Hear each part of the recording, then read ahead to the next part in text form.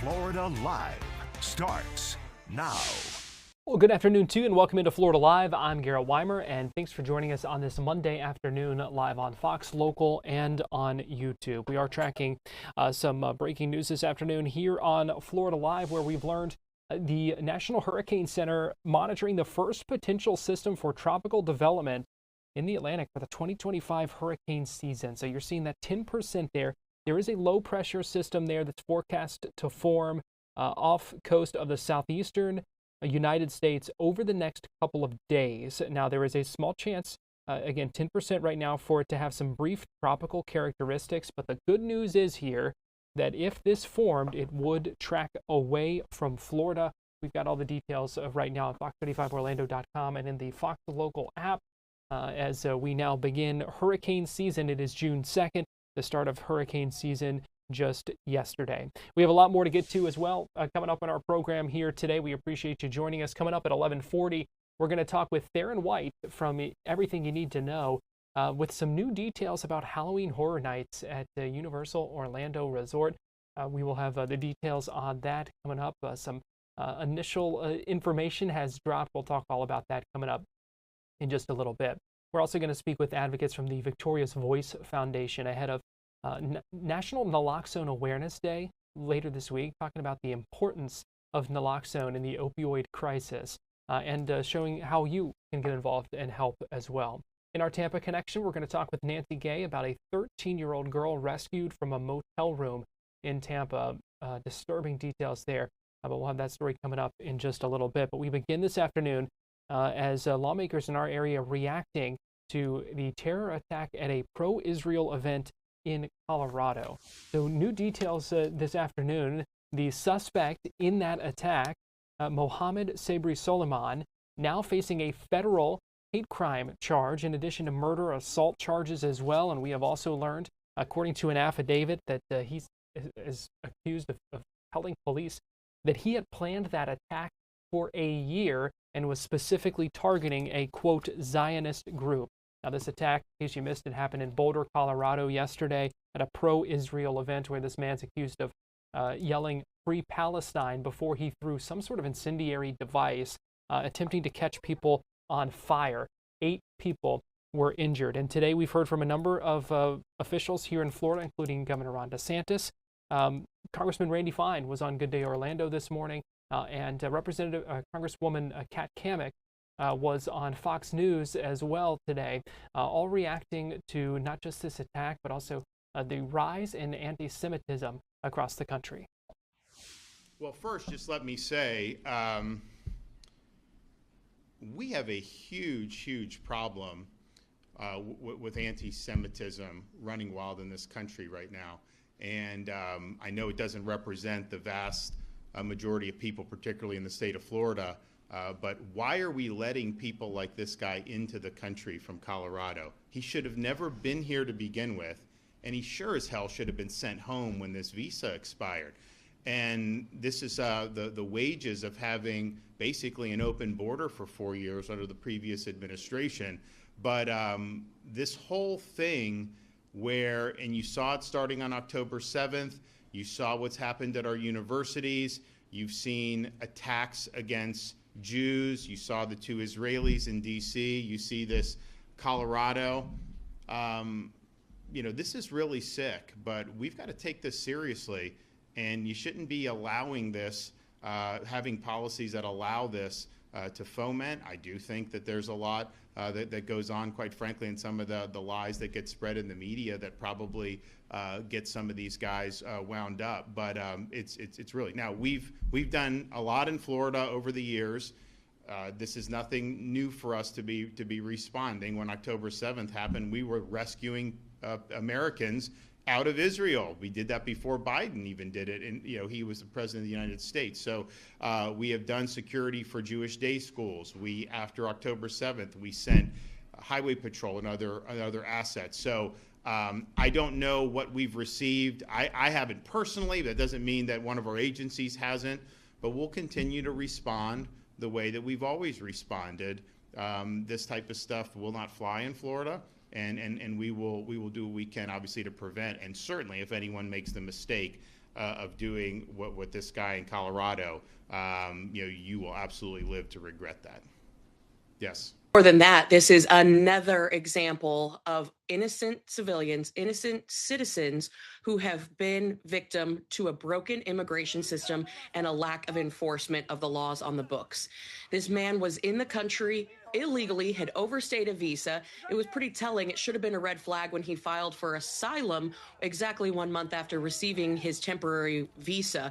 But again, he overstayed his visa when it expired. And the thing that is very telling to me is not only have we seen a rise in anti-Semitism around the country, on college campuses and elsewhere, but you see how many people are watching this attack take place. Not one person is stepping up. This is a gun-free zone, and he was able to continue his act of violence unfettered.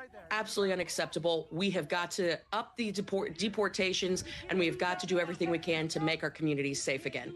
And it feels like this just keeps escalating, right? I mean, this is just the latest in a string of all sorts of anti-Semitic, hateful incidents that have been taking place, really targeting the Jewish population here in the U.S. You'll remember back in April, there was this alleged arson attack on Governor Josh Shapiro's house in Pennsylvania.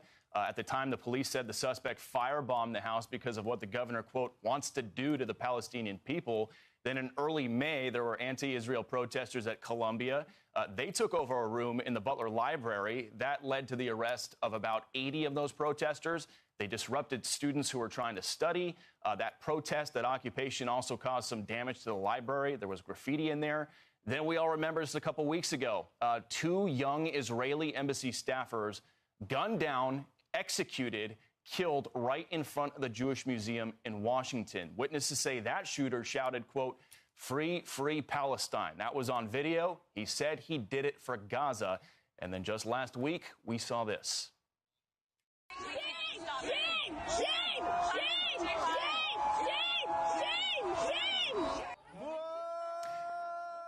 Jewish students at MIT storming out of their own graduation ceremony after their class president accused the university of aiding Israel's genocide. We are watching Israel try to wipe Palestine off the face of the earth, and it is a shame that MIT is a part of it. The Israeli occupation forces are the only foreign military that MIT has research ties with.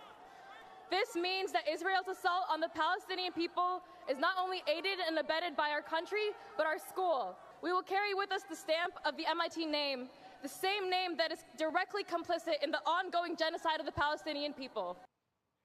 And MIT later said that student went rogue. That was not in the prepared speech that she submitted. But Congresswoman, we're seeing this across all sorts of campuses in the U.S., and it just seems to keep turning into almost like a pressure cooker. All these different campuses, all these different protests, Intifada, Free Palestine, and now that is translating into physical violence.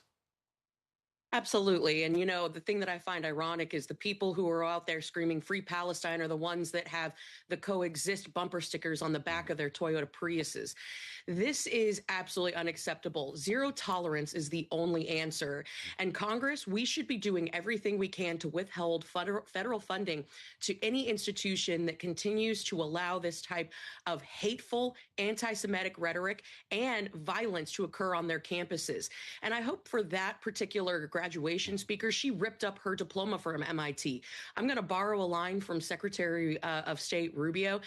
They can hate us for free. We don't need to fund their education. We don't need to continue to allow these individuals who want to incite hate and violence in our country. They don't need to be here studying on student visas. It is a privilege to be here in the United States if you want to be a foreign student getting a degree here in the United States. This cannot stand. We need to crack down hard, and it needs to happen immediately. And just to add further insult to injury, there was a Politico article that hit today that called the president, I believe, of Columbia University, the first casualty right in the middle of actual violence taking place in Boulder, Colorado against Jews. This is unacceptable. We have to take swift action. The Trump administration, I believe, needs to step up deportations even more. Yeah, so we just talked about this just a couple weeks ago, the last attack. So when you heard this attack, what was your response? I'm angry. I mean, what happened is the Muslim terrorists doubled down on the propaganda after the DC attack. And it is no coincidence that when people are out there lying about things in the Middle East, that nuts are going to do these kinds of things. Look, Jews were burned 80 years ago. For it to happen in our own country 80 years later by an illegal immigrant Muslim terrorist it's enraging. And I know that's another part of this. This is an issue where he came here and then had overstayed his visa. So are you as concerned about that? How much should we look at why he was still here, given that his visa had expired? We need to send every illegal immigrant home, period, full stop. I mean, one of the things that people don't understand about illegal immigration is we just assume they came across the southern border. But about half of illegal immigrants came on a tourist visa like this guy did and just didn't go home. So he came here legally, but then he stayed too long. I think at this point in this country, if you are here illegally, that was your original sin. You need to go home. I don't care the circumstances. You broke the law to come here. You need to get on a plane and you need to get out of Dodge. Senator Scott, as you know, Senator Moody with some strong comments. We've heard a lot of strong comments from D.C. And are you worried about the copycat part of this, that once you see it, it becomes more common than we see? What can be done about it at this point and from a Congress standpoint? Well, this was a copycat attack. We just had one 2 weeks ago, a week and a half here in Washington. So I am worried. And I think what we have to do is we have to crack down. But we have to start by declaring evil for what it is. The Palestinian cause is fundamentally rooted in evil, and we need to start to say that. We need to send home everyone who is here on a tourist visa or an education visa who does not share our values, and we need to get rid of every illegal immigrant, and we need to crack down on these groups that are fomenting Muslim terror in our country. How important is the rhetoric? And this is a difficult fine line because you want to call out what's bad, but you don't want to antagonize the other side. How important is that from both sides on this? We didn't look for the good Nazis in World War II. We should not be looking for the good Palestinians now. We should be taking evil head on and destroying it. We talked before. What's your level of concern being Jewish with this taking place? It's high, but it has been high. You should just look at the comments in my social media. The level of hatred out there between Nazis, Muslim terrorists, radical leftists, it's high. But it is because we have allowed our university campuses, we have allowed our institutions to be taken over by those who support Muslim terror. They said, globalize the Intifada, resistance by any means necessary. This is what happens. We allowed Joe Biden to let anybody who wanted just stroll into our country. I mean, there are people who are burned alive today because a Muslim illegal immigrant terrorist was allowed to be in this country. I hope his illegal immigrant family is on a plane out of America today. And this was from Congressman Jared Moskowitz last night. He's a Democrat representing Florida's 23rd district, saying that he was closely monitoring that, calling it a vile anti-Semitic attack on peaceful protesters just before Shabbat, saying it must be condemned and responded to with the fullest extent of the law, and expressing similar sentiments that we heard from Congressman Fine there about when they said globalize the Intifada on social media. This is what they meant. Also hearing from Congresswoman Debbie Wasserman Schultz, the Democrat from Florida's 25th district, calling it a vicious and cowardly attack. This tweet also from later last night, saying this was a deliberate act of terrorism against Jews that we cannot tolerate or allow to be normalized. We must do all we can to fight anti-Semitism and ensure those responsible are swiftly brought to justice. Got to take a break here on Florida Live, but we'll be right back.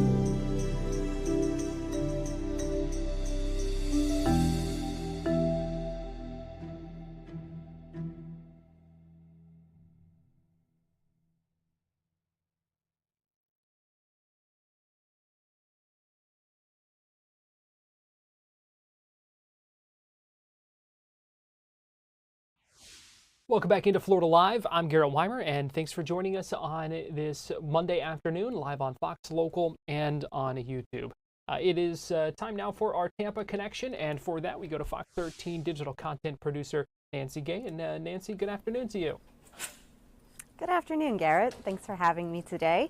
We're going to start right here in Tampa, where Florida's Attorney General held a press conference this morning, and he was talking about inmates within Florida state prisons that are using cell phones that have been smuggled into the prison to scam senior citizens. Now, James Uthmeyer appeared at this press conference with Hillsborough County Sheriff Chad Cronister, as well as the Brevard County Sheriff, that's Sheriff Wayne Ivey, and they were talking about Operation Triple Threat. And this operation led to the seizure of dozens of cell phones from inside Florida state prisons that were being used by inmates to scam senior citizens statewide. They said the inmates were convincing seniors to either purchase services, pay a fine for missing jury duty, or to cover toll violations, or even enter into relationships. Now, Uthmeyer said the exact number of suspects facing charges is not known yet. That's because formal charges have not been brought against them. But he said there are at least 3 known cases of senior citizens losing money. Now, Hillsborough County Sheriff Chad Cronister highlighted one case in which a 92-year-old man lost more than $800,000 over a 2-year period. This is a story that we covered earlier this month. Deputies say Ortiz Swinton Jr., who they say pretended to be a woman online, convinced the victim to take money out of his retirement account. And this was not the first time he got caught doing something like this. 7 years ago, he was convicted of stealing more than $1 million from over 50 people in Sun City Center. That time, deputies say he convinced mainly senior citizens that they had fraud on their credit cards and that they had to mail them in and get it taken care of. Now, Swinton was finally caught in Orlando at a Publix using the victim's ATM card just days after he got out of jail on more than 200 fraud charges for something he did back in 2019. Now, Brevard County deputies are investigating a similar case in which a senior citizen was scammed out of about $200,000. Now, Uthmeyer said there is a third case that is also under investigation. Officials said that they hope to release more information soon, including the number of suspects as well as the number of victims. Now, in January, we learned of a couple who were arrested after pulling off a jury duty scheme that cost a Sarasota woman about $12,000. Now, in that case, officials said that an inmate in Georgia was using a phone that officials believe was smuggled into that jail through a drone. Now, this is just a reminder. Federal authorities say that no law enforcement agency or court will ever call you and demand money for missing jury duty. If you do receive a call regarding a jury duty fine, authorities recommend hanging up and calling law enforcement immediately. Garrett? And Nancy, the tough thing about this too, we heard officials say, it's a good thing that this kind of ring has been busted, that facing charges and everything. But the damage has been done because so little of that money has been able to be recovered that many of these victims are not going to get anything back, and so that's tough. Yeah, it's very tough, especially when you hear about this man in Sun City Center. He was 92 years old and pretty much lost all of his retirement savings. He lost nearly $1 million. He lost more than $800,000 to this scammer. So, I mean, it's absolutely devastating that these senior citizens are being scammed in this way, and they're losing pretty much all of their life savings. Yeah. Governor Ron DeSantis also in your area earlier today, speaking at a news conference and bill signing in Sarasota. Yes, that's right. Governor DeSantis was in Sarasota today. He signed 2 bills that will strengthen the rights of hotel, motel, and restaurant owners. That's because these bills allow law enforcement to come in immediately and make sure that squatters or unauthorized occupants are taken out. Now, a residential squatting bill has already been signed into legislation. The Florida Lodging and Restaurant Association also went to the governor with their concerns and pushed for this bill to be signed. There have been instances of squatting at a Gainesville hotel where 19 people were arrested at a Budget Inn in Alachua County. And the governor said that the Tampa's West Shore Mall, which is just down the street from us, has also dealt with people taking up residence and living inside the mall. Law enforcement officers were present at today's press conference as well. They say these bills will help cut down on time and allow them to do their job in protecting rights of these business owners. Garrett?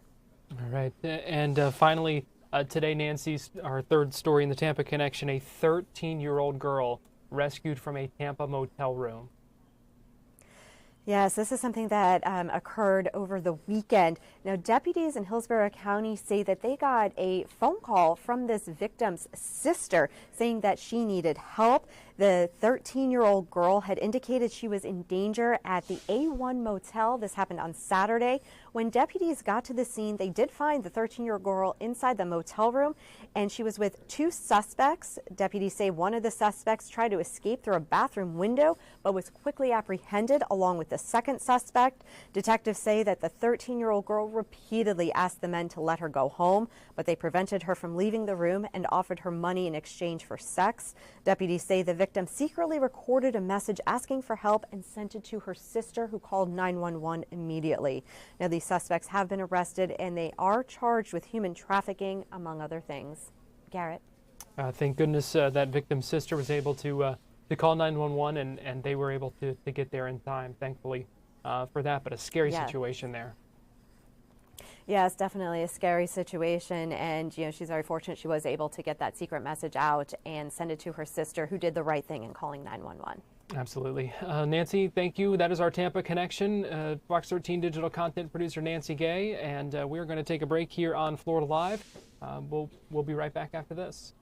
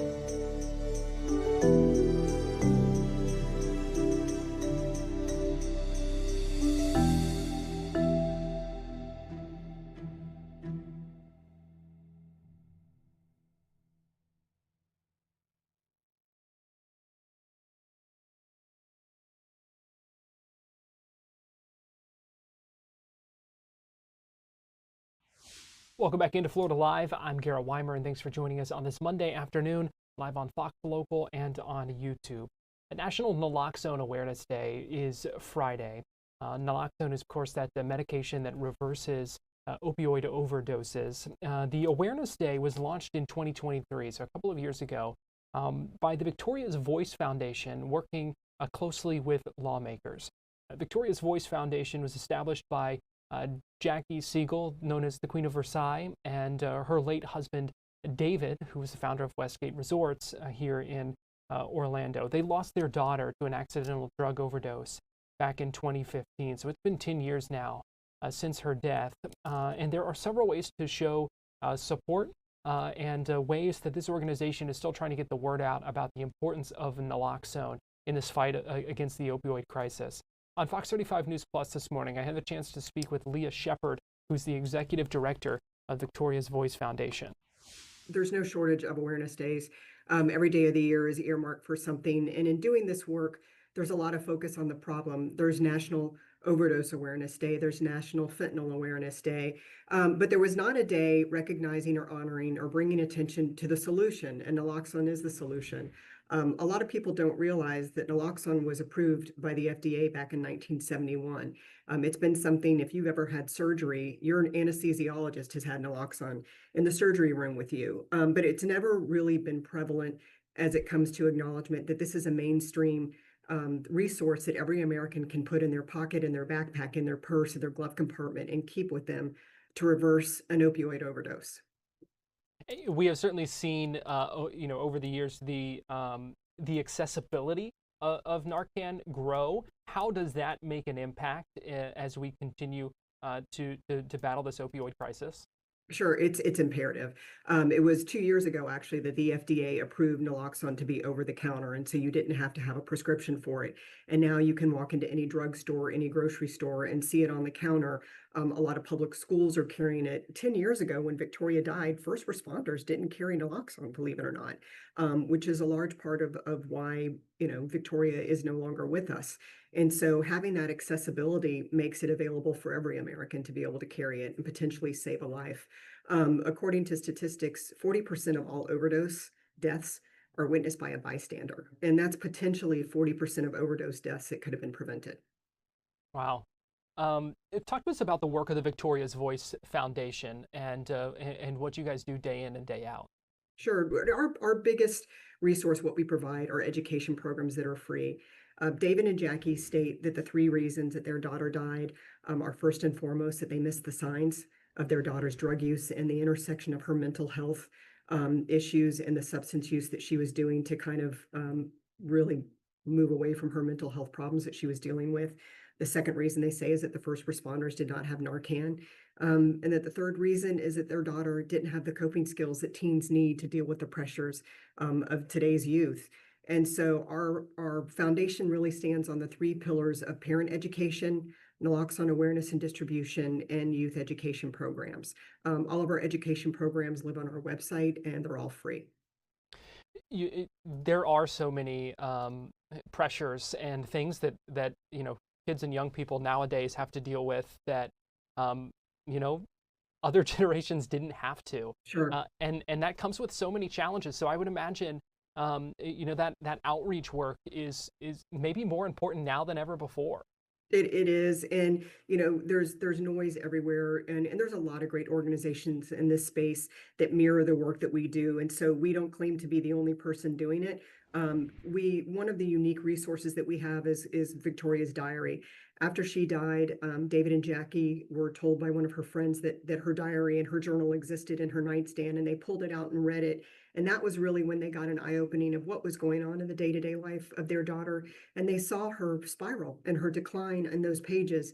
And they made the brave decision to publish that diary.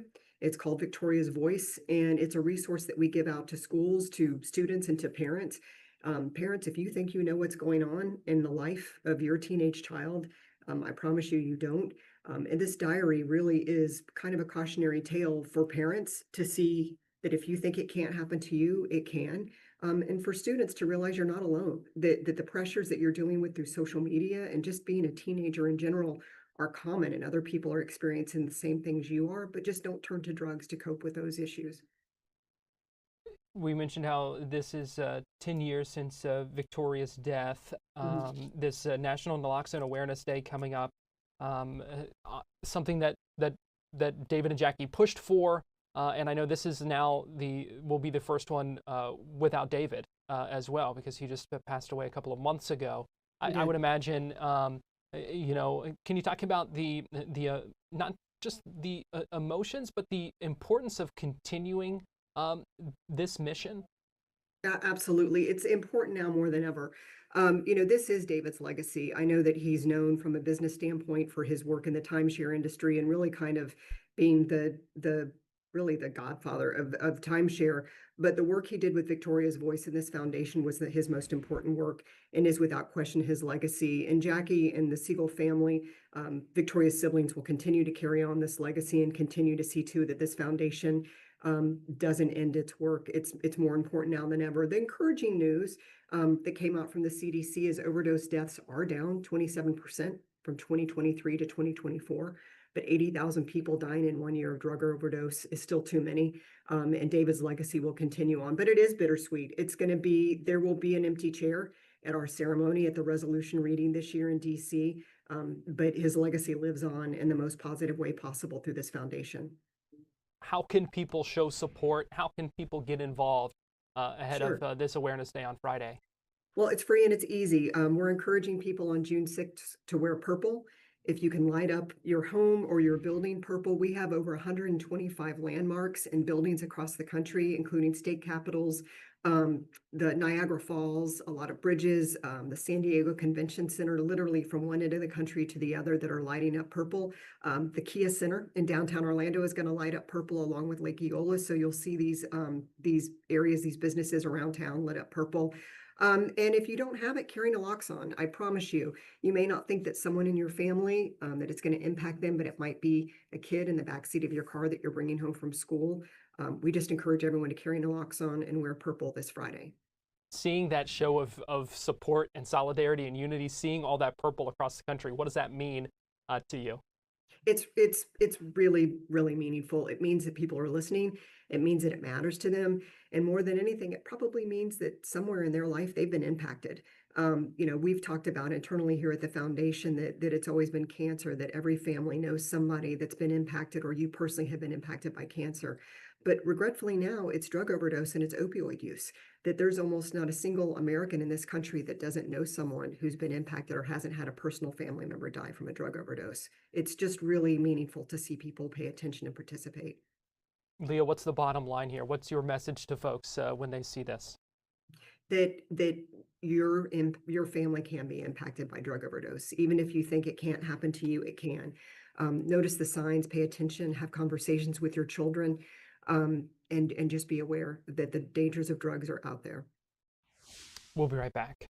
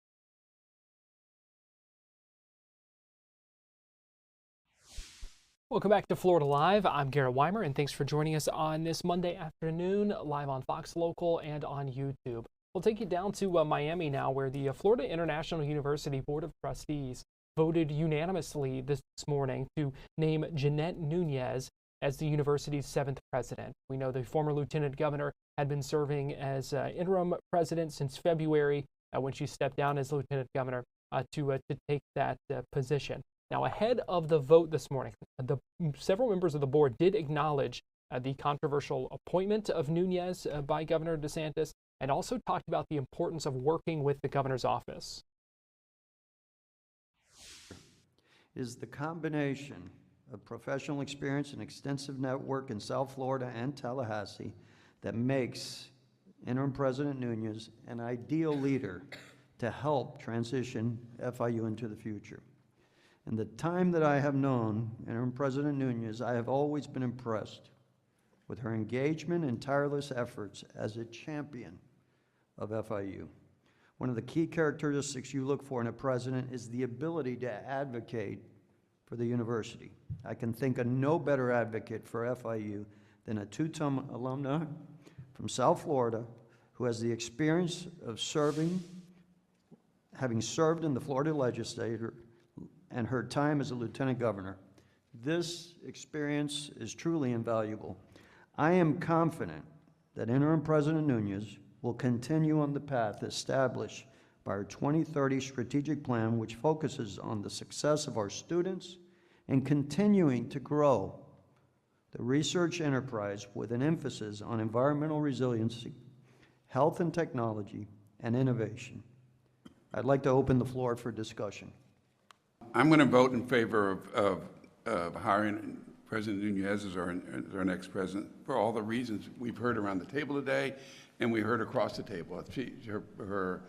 Her presentation today was outstanding, and I think that her presentation for the last 100 days has been outstanding working in the university. You know, I think it'd be wrong for me not to acknowledge that I've gotten a lot of calls saying, you know, how do we know we're getting the best person for the job, since a lot of people don't want to apply if the governor's office is involved. And that's a legitimate question, and I assume that the governor's office involvement has discouraged potential candidates from seeking the job. But my answer is I have no way of knowing who didn't apply or whether any of these potential candidates were better. What I do know is President Nunez is smart, she's poised, she's well-spoken, she's hardworking, and she loves FIU. I believe she will be a very successful president. And to be honest, if we don't pick her as our president, I suspect tomorrow we're going to find out who the governor's office second pick is. And I really like our first pick, so why would I take that chance?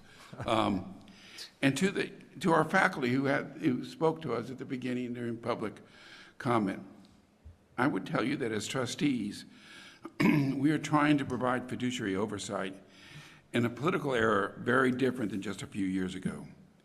Everyone has their hands in higher education these days, and there are a lot of different viewpoints.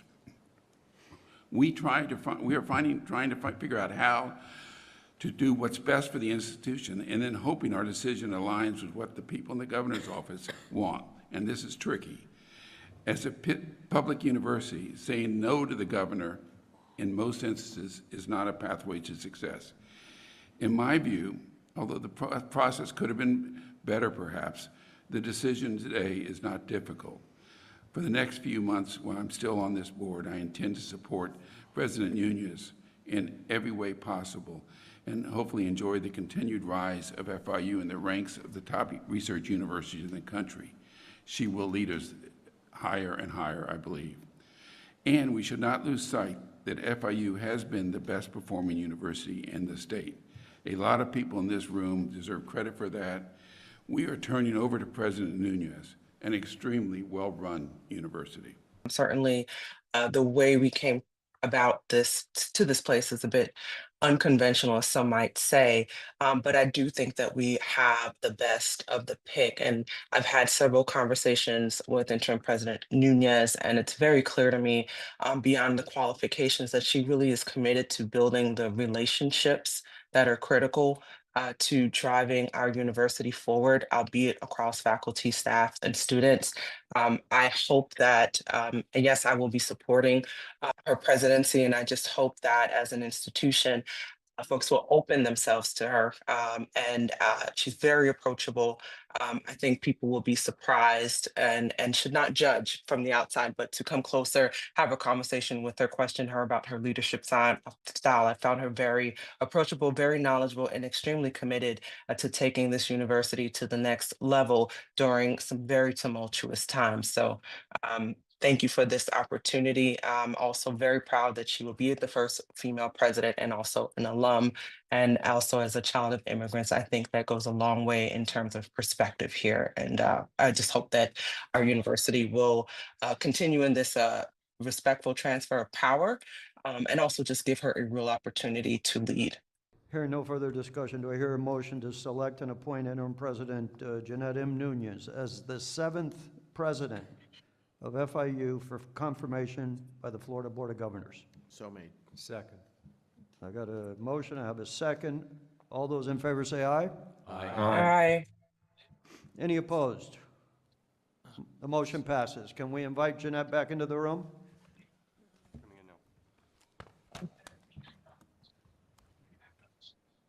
Abby, is somebody going to bring Jeanette in? She's on the way back. Okay. On her way to Washington.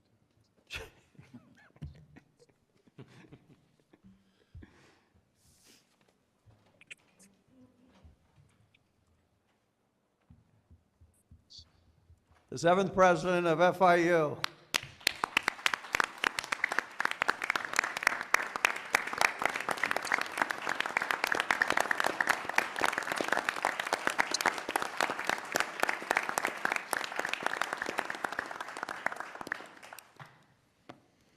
Jeanette, I think you've spoken enough, but do you want to say any more words? No, I just want to express my gratitude. I'm honored, I'm humbled, and I'm excited about the opportunity to serve my alma mater and certainly to work alongside each and every one of you that have given so much of your time and your talents to this board, and of course to all of the FIU community, those that are watching and those that will soon learn of the news. I just want to impress upon them that I'm excited and I'm committed to the future of this institution. So thank you, Chair Tovar. Thank you, and I truly, I think you're an amazing addition at this point in time for this university, and I am 100% positive you're going to do an amazing job. So keep doing what you're doing, and it's going to be amazing what the university is going to continue to accomplish. And again, as we heard from the chair, Roger Tovar, in that earlier, she does still have to be confirmed by the state's Board of Governors. We're going to take a break here on Florida Live, but we'll be right back.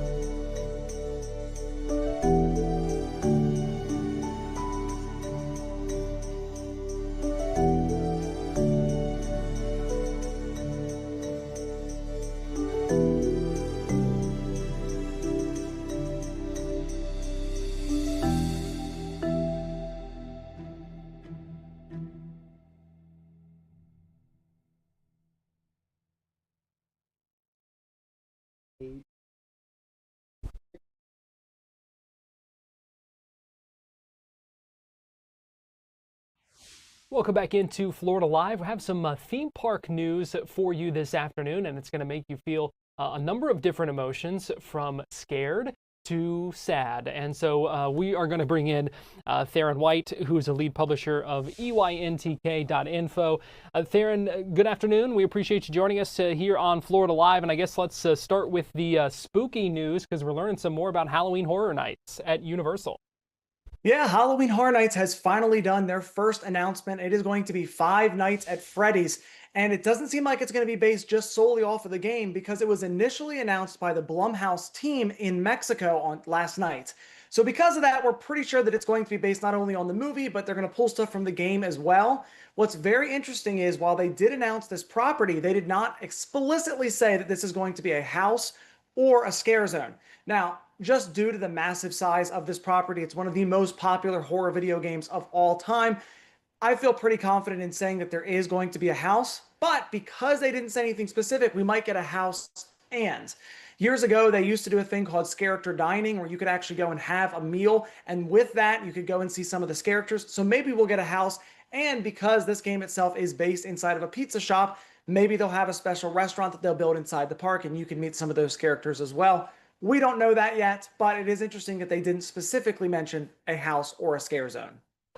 So just leaving us to, it says more details coming soon right there, just leaving us to speculate and think about how cool that would be to have both of those elements to it. Absolutely. And so, again, this is a massive, massive property. I won't be surprised if this is one of, if not the biggest houses and biggest announcements of the year. So they're starting very strong. But normally, we've already been talking about Halloween Horror Nights at this point. Epic Universe, because their new park was getting built, Universal wasn't really pushing Horror Nights at this point, because they were kind of getting mixed messaging, if they were doing all that. So I expect that we're going to see back-to-back announcements pretty soon now at this point.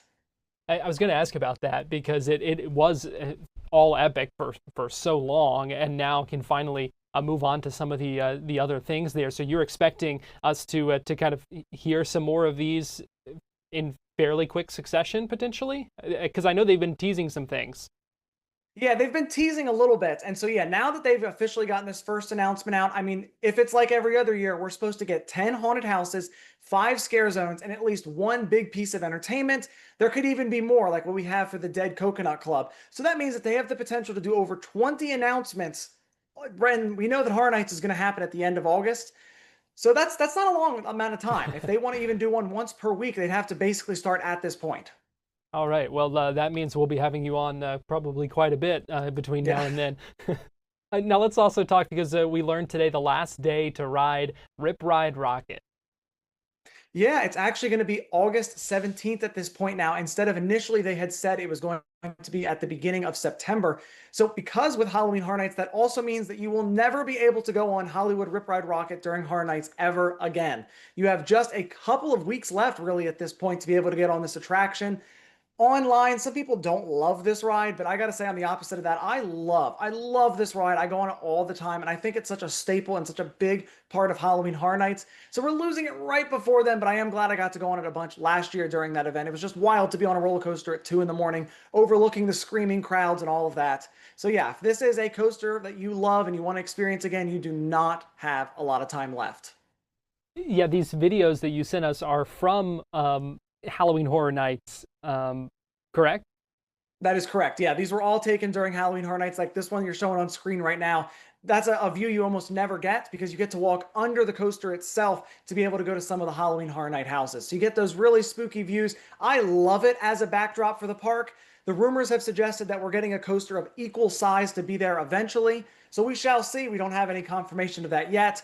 But if you're going to tear down such an iconic part of the Universal Orlando Resort skyline, I think they're going to replace it with something equally as awesome. I was going to say, I think we talked before about, how iconic the ride was, how it was the center of their, marketing for many years. And so you almost have to replace it with something, you would think, that can kind of rightfully fill its place. Yeah, it's actually funny. If you go to the Halloween Horror Nights website right now, they have very limited details because, of course, they haven't announced a ton. But if you scroll to the bottom, it'll talk about rides in the dark, and it has a picture of Hollywood Rip Ride Rockit. So they're going to have to replace that pretty quick with the announcements over this weekend, not only for Horror Nights, but now because of Rip Rockit, they're going to have to find another iconic attraction to kind of put it for that photo. All right, so a few more weeks at least, middle of August, coming up very quickly. Darren White, lead publisher of EYNTK.info. We appreciate you joining us this afternoon here on Florida Live. Of course, always happy to join. All right, we're going to take a quick break and we'll be right back.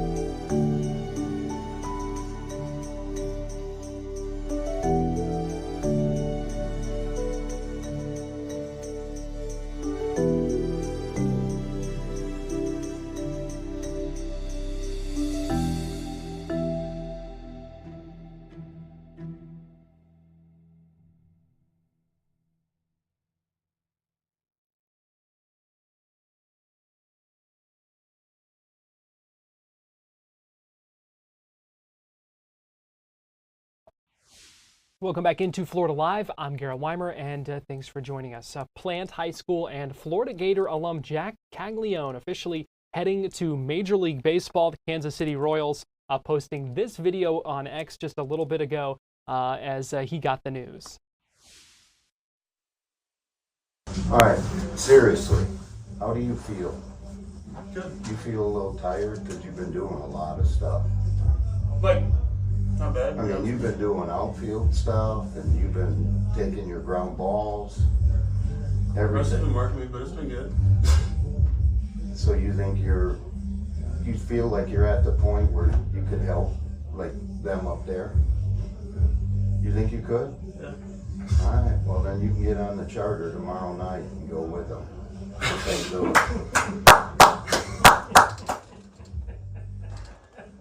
Holy crap. So what do you think? That sounds great. Just remember, it's still a game. It's baseball. Yeah. It's a little higher level, but you know you can play. Yeah.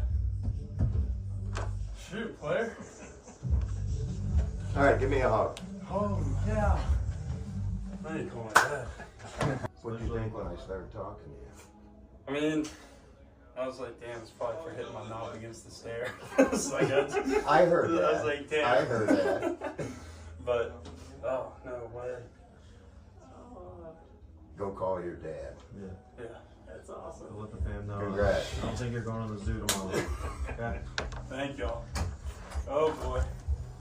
Let's go. I love that at the end. Oh boy, let's go. Exciting news for Jack Caglione, who was drafted less than a year ago. He was the 6th overall pick, now going to make his debut, expected to make his debut tomorrow in St. Louis. The Kansas City Royals are off tonight, so they'll play tomorrow against the Cardinals, and expect to see Jack Caglione in that lineup. He played mostly first base in the minors, could play a mix of first base, corner, outfield, even DH in the big league. So can cheer on a Florida native and a Florida Gator alum coming up here pretty soon. We also know that over the weekend in Lake Nona, Tampa Bay Buccaneers running back Rachaad White hosted a youth football camp along with some other NFL veterans. Fox 35's Matt Preza spoke with him. So tell me, what are you doing here today? We having a Rashad White Skills and Drills Academy camp going on from 5th graders up to 12. You know, a good amount of kids come out here, run around, play around, just do some drills, just get outside, just have fun. How many years have you been doing this now? Is this the first? Yeah, I mean, I did a camp before, things like that, but like this year, the first Rashad White Skills and Drills actual camp. So glad to start it off here in Orlando. Why did you want to do this? I'm just huge on giving back. I just remember being in them kids' shoes and wanted somebody I look up to or a player to be able to come back and you know, do something for me, be around, just be out there when we're outside having fun and learning from them. So I think this is huge. All the kids out here that play football, that look up to guys that, you know, they got different teams, of course, everywhere that play football here, though. It would be great for a football player to come back here and, you know, throw a camp and give back to these kids. Now, do you have history in Orlando? Are you from here? What's your connection? Why Orlando? I mean, just family here, but I mean, obviously just being down the street in Tampa, just kind of wanted to do 2 camps in 2 different places. I need to see that turnout. You see all those kids there. That was in Lake Nona over the weekend. Rashad White, some others as well involved at that youth football camp. It looked like they were having a lot of fun. Well, that's going to do it for us here on Florida Live. We also have had a lot of fun, but our hour coming to an end. But we hope you join us here again tomorrow at 2 p.m. on Fox Local and on YouTube with more Florida Live. So I'm going to step aside for now. We appreciate you joining us, and have a great rest of your day.